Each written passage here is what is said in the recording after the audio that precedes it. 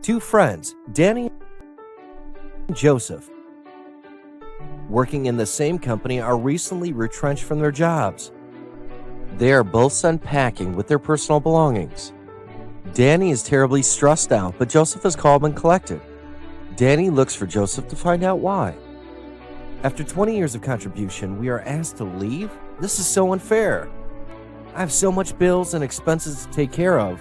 Joseph, why are you so calm and unaffected? Well, Danny, even though I'm in the same situation as you, I have made the necessary preparations in case I lose my job. What do you mean?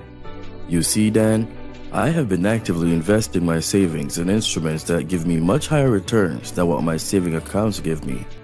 I am not so worried about losing my job because my investment returns are high enough to get me by while I look for a second career.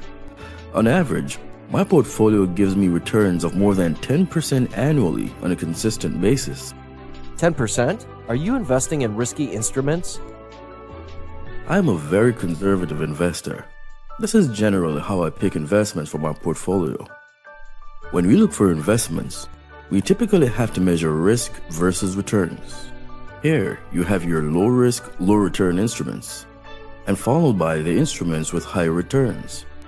For me, I do a lot of research and study to find the investments that expose me to lower risk but gives me relatively high returns. Research and study? Isn't that take a lot of effort and time? Well, Danny, if you find financial education takes too much effort, try ignorance. I guarantee it will cost you much more. That's right. When did you start educating yourself and taking care of your portfolio? Well, I started about 5 years ago. I realized that even though with a good income, I may not be able to accumulate enough reserves for my children's future tuition fees and my retirement. Have you considered when you want to retire? I don't really dare to think about retirement as it seems impossible. How do you work out how much you will have in the future? Simple. By compounding interest. Say I have about $250,000 in my portfolio. If it yields 10% over 10 years, I will have about $650,000. If it's over 15 years, I will have over $1 million. Imagine with $1 million, I can continue investing and enjoying $100,000 from my portfolio. My $1 million would still be in my portfolio year after year. 10% is a conservative figure. Like I said, I'm a conservative. But on average, my portfolio has been giving me 12 to 15% yearly for the past 5 years.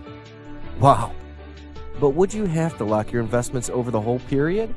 The investments in my portfolio are short in tenure for about 2 to 3 years. I will normally reinvest the proceeds, and most of the time, I will top up my investments if I have additional savings. The best part of these investments is that they are asset-backed, which means you hold ownership of real assets with value before the investment pays out. Wow! How do I find out more about such investments? Let me introduce you to the company that started this journey with me. They are more than willing to explain to you in detail how their investments work. Great! Can we go now?